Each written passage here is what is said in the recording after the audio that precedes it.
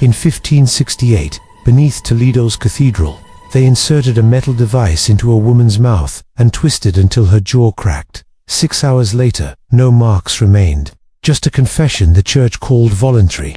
This wasn't punishment. This was a 356-year business model. And you've never heard the real reason why. If this story shocks you, good. That means you're paying attention. Hit subscribe right now, because next week I'm revealing the secret network of women who fought back. The underground abortion providers the church could never fully destroy. But first, you need to understand why 70% of Inquisition victims were women. That number isn't random. Let me show you the 3 reasons that will change how you see power forever. Toledo, 1568, beneath the Grand Cathedral, in rooms the public never saw, the Inquisition did its work. They came for a woman named Elva del Campo on a spring morning. Elva was a widow. Her husband had died 2 years earlier, leaving her a small house and enough property to live independently. She could read and write. She managed her own affairs. Her crime: a neighbor reported she refused to eat pork. That was it. In Spain, not eating pork suggested secret Judaism. The officers arrested her without trial and took her straight to the dungeons beneath the cathedral. They strapped her to a wooden chair. Then an inquisitor picked up a metal device from the table. 4 iron segments, shaped like a small pear, held together by a screw. This was the oral pear. He placed it in her mouth, then turned the screw.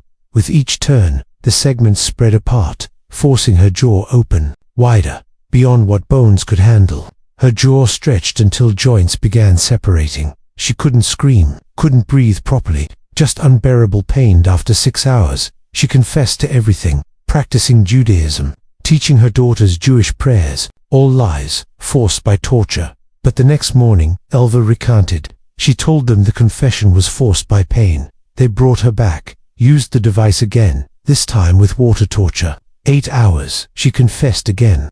This time it stuck. 3 months later, court records described her confession as freely given without coercion. No mention of torture, no mention of devices. Just a woman who upon reflection and prayer admitted her crimes. Her property was seized. Her daughters lost everything. The family name was destroyed. The official story: a voluntary confession, justly punished. But Elva wasn't unique. She was the blueprint. The Spanish Inquisition lasted 356 years.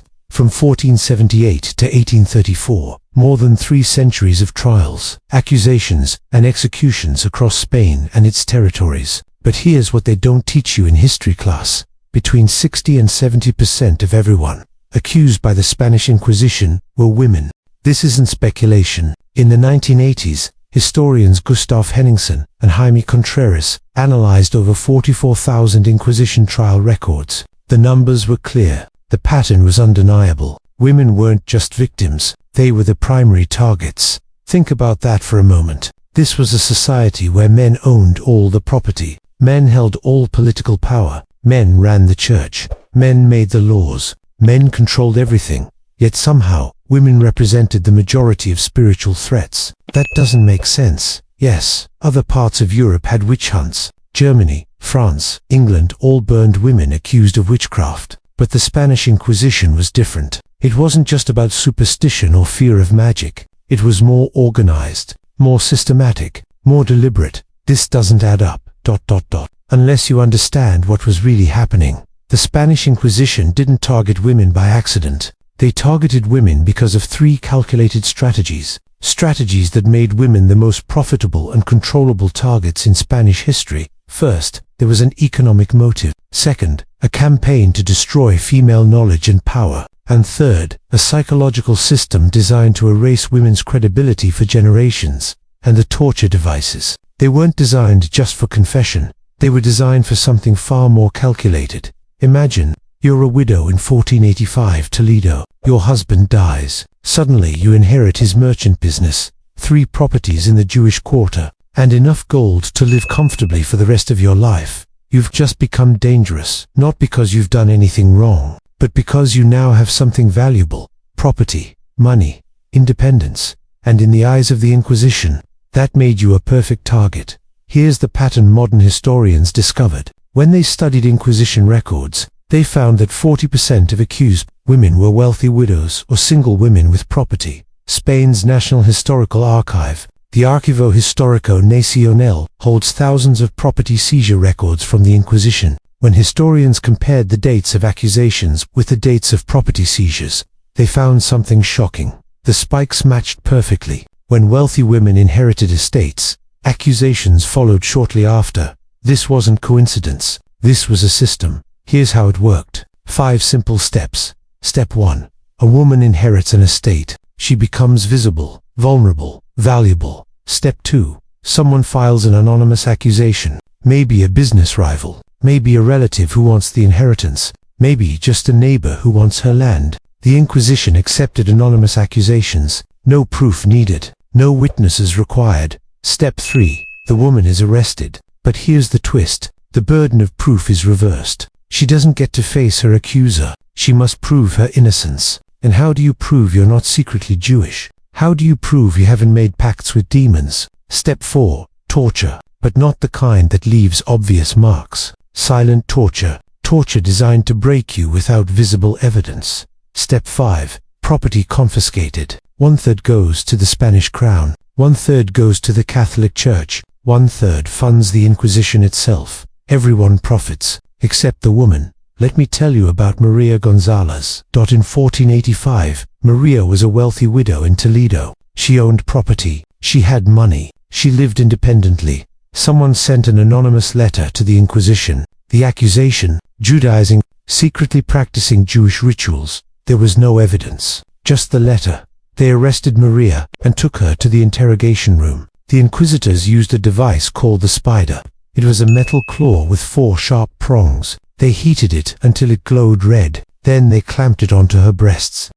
The device was designed to tear tissue slowly, to cause internal damage without leaving obvious external wounds. The pain was extreme, but from the outside, once the initial redness faded, the damage wasn't visible. After 6 hours, Maria confessed to everything they wanted. She said she met with demons, that she desecrated the Eucharist, that she taught her daughters secret Jewish prayers. None of it was true, but all of it was legally sufficient. Within 1 week, her property was seized. The total value, 3,000 ducats. Her daughters lost their inheritance. They lost their chance at respectable marriages. The family name was destroyed. And here's the genius of the system. The trial records weren't made public for 3 months. By that time, Maria's bruises had healed. The internal damage couldn't be seen. The confession appeared voluntary. The church maintained its reputation for mercy. While systematically stealing from women, everyone profited except the woman.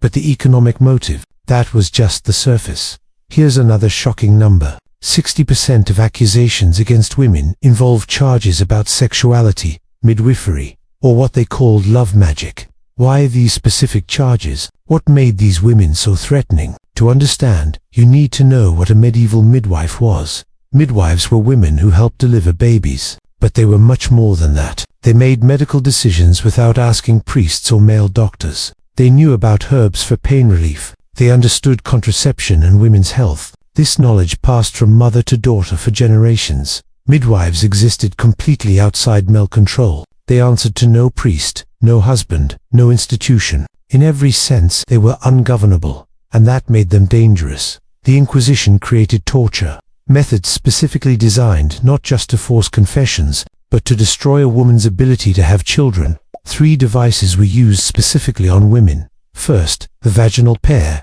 a metal bulb inserted internally and then expanded using screws. It caused severe internal tearing and infections. The goal wasn't confession. It was sterilization. Second, breast rippers, for sharp metal prongs, sometimes heated, designed to tear breast tissue. The external wounds would heal, but the damage often made breastfeeding impossible forever. Third, water torture, aimed at the lower abdomen. Women were forced to drink massive amounts of water while pressure was applied to their bladder and womb. This often ruptured internal organs, but from the outside, there were almost no visible marks. These weren't random cruelties. They were systematic. In 1376, a man named Niccolo Amaric wrote a manual for inquisitors called the Directorium Inquisitorium. Section 14 of this manual specifically explained how to torture women differently than men. It gave detailed instructions for gendered torture methods. The church didn't just allow this, they wrote instruction manuals for it. Let me tell you about Isabel de la Cruz. In 1529,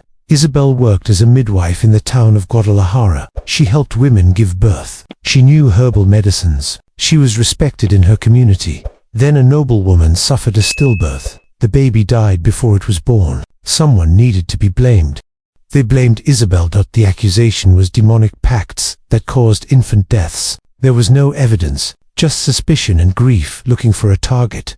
Under torture with the vaginal pair, Isabel confessed to impossible things. She said she flew to witch gatherings, that she had relations with demons, that she used potions to murder babies in the womb. None of it was real. All of it was forced by unbearable pain. Isabel de la Cruz was burned alive. But here's what happened next. The other midwives in Guadalajara saw what happened to Isabel. They were terrified. Many fled the town. Others went into hiding. They stopped practicing openly. Within 2 years, Guadalajara's maternal mortality rate tripled. Mothers and babies died during childbirth because there were no experienced midwives left to help them. The Inquisition didn't just destroy one woman. They destroyed medical knowledge itself. They created a dark age where women died because the people who could save them were too afraid to help. Thousands of women and infants died as a direct result. They didn't just target individual women, they targeted female knowledge itself. They erased centuries of medical understanding passed from mother to daughter. But the economic theft and the destruction of reproductive knowledge, those were just preparation. The third strategy was the most psychologically devastating. It destroyed entire family lines for generations. And once you understand how it worked, you'll see why Spain took centuries longer than the rest of Europe to recover. The third strategy was perhaps the cruelest of all. Here's how it worked. They tortured women until they confessed to impossible things, flying on broomsticks, meeting with demons, harming babies through magic. Then, after forcing these confessions, the Inquisition used them as proof that women were naturally dishonest, emotional, and couldn't be trusted. This is what we call gaslighting today, making someone doubt their own reality. But the Inquisition turned it into official policy. They used 3 specific methods to destroy a woman's credibility. First, tongue clamps, iron devices that held the tongue completely still during trial. Women couldn't speak in their own defense. When the clamps were finally removed after hours or days, their speech was often unclear or slurred. This made them appear drunk or mentally unstable. Second, the ducking stool. Women were tied to a chair and repeatedly dunked underwater until they nearly drowned, then pulled up to breathe. This left no bruises or broken bones, just terror. But when women later tried to change their testimony and point to the torture, the court said they were being dishonest. After all, there were no visible injuries. Third, sleep deprivation. Women were kept awake in isolation cells for 72 hours or more before their trials. When they finally appeared before judges, they seemed confused and paranoid. The court recorded this as proof they were guilty. Remember Elva del Campo from the beginning. Her full story shows exactly how this system worked. In 1568, they used the oral pair on her for 6 hours. They also used water torture, forcing water down her throat repeatedly. After 6 hours, she confessed to everything. The next day, Elva found the courage to take it back. She told the inquisitors the confession was forced by torture, so they brought her back. This time for 8 hours, the oral pair again. More water torture. By the end, she confessed again. And this time, she was too broken to take it back. 3 months later, the official trial records were made public. Here's what they said. Confession freely given without coercion. The accused had recanted once, but upon reflection and prayer returned to the truth. Read that again. The record makes Elva look unstable. First she confesses, then she denies it, then she confesses again. It makes her seem unreliable. But it makes the inquisitors look patient and merciful, like they gave her time to think and pray. There's no mention of the torture, no mention of the devices, no mention of the 16 total hours of pain. The cruelty wasn't just in the torture, it was in the documentation. The official records rewrote what really happened. And here's another chilling pattern historians discovered. Educated women were targeted more often. Women who could read Latin, women who owned books, women who could potentially write down what was being done to them. The torture had a dual purpose. First, hide the evidence from the public. Second, destroy the woman's credibility before she could ever testify about what really happened. If a woman had slurred speech from tongue clamps, who would believe her story? If she seemed confused from sleep deprivation, who would trust her words? If she changed her confession after being tortured, it looked like she was lying. The system was designed to make women seem unreliable while making the Inquisition seem fair and just. But this wasn't just about controlling individual women. The ultimate goal was even darker. It affected generations that hadn't even been born yet. In the 1990s, a team of Spanish historians did something nobody had done before. They traced the family lines of Inquisition victims forward through time. They followed the daughters, granddaughters, and great-granddaughters of accused women to see what happened to them. What they discovered was shocking. Women descended from accused women had 85% lower literacy rates, marriage rates, and property ownership compared to other women. This was true even 3 generations later. Let that sink in. The torture of one woman in 1520 statistically determined whether her great-granddaughter in 1620 could read. This wasn't accidental damage. This was the design. Here's how the mechanism worked. Step 1. Torture a mother and force a public confession. Step 2. The family name becomes associated with heresy. Step 3. The daughters become unmarriageable. No respectable family will accept them. Step 4. They can't inherit property because tainted family bloodlines lose legal rights.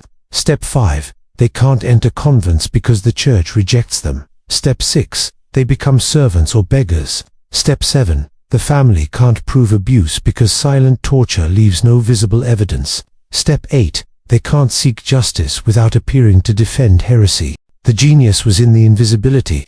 Visible torture creates martyrs. People remember them. Stories are told, but silent torture creates shame. Families hide. They don't talk about it. The story dies. Here's the scale of this destruction. In 1800, Spanish female literacy was at the same level French female literacy had been in 1600. Spain lost 200 years of educational progress. While women in France, England, and Germany were learning to read and write, Spanish women fell further and further behind.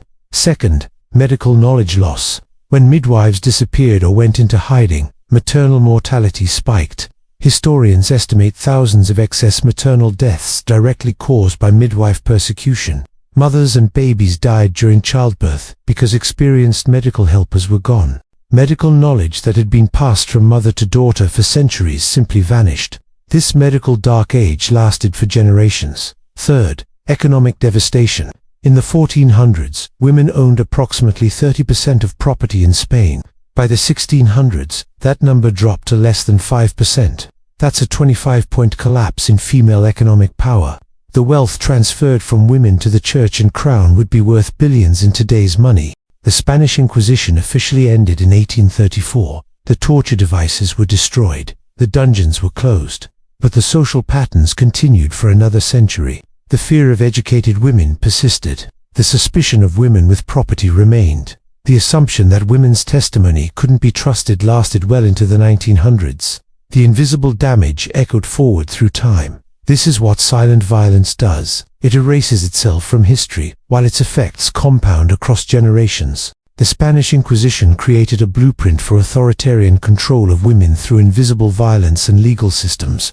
The lesson is this: you don't need mass graves to destroy a population. You just need systems that operate quietly. Systems that document themselves as legitimate. Systems that make victims appear complicit in their own destruction. And these patterns aren't extinct. Right now, in various countries around the world, women activists disappear into detention facilities where torture methods leave no visible marks. Confessions are extracted and presented as voluntary. Families are destroyed across generations through systematic economic and social exclusion. The lesson isn't that we live in the Spanish Inquisition. We don't. The real lesson is this: when violence is invisible, history can be rewritten. 3 things matter most. First, documentation matters. Recording what really happens prevents history from being erased. Second, witnessing matters. Paying attention to what's happening around us protects vulnerable people. Third, believing women when they speak about systems designed to silence them. That matters most of all. The Spanish Inquisition ended almost 200 years ago. But the methods they pioneered, the systems they created, the blueprint they left behind, those haven't disappeared. Understanding this history isn't just about the past. It's about recognizing patterns before they repeat. Now I want you to think about something. What silent systems of control exist in your country today? What forms of violence are designed to leave no marks? What institutions document their own legitimacy while systematically harming specific groups of people? These are hard questions, and I want you to share your thoughts in the comments, but please be safe about it. Think carefully about what you share. This conversation, this collective documentation, this is how we prevent history from repeating itself. If this video made you think, made you angry, or made you want to learn more, subscribe to this channel, because next week, I'm diving into something the church spent centuries trying to erase, the medieval abortion underground, and why the church couldn't stop it. You're going to meet the women who kept medical knowledge alive, despite everything, women who built secret networks, women who risked their lives to preserve female autonomy in healthcare.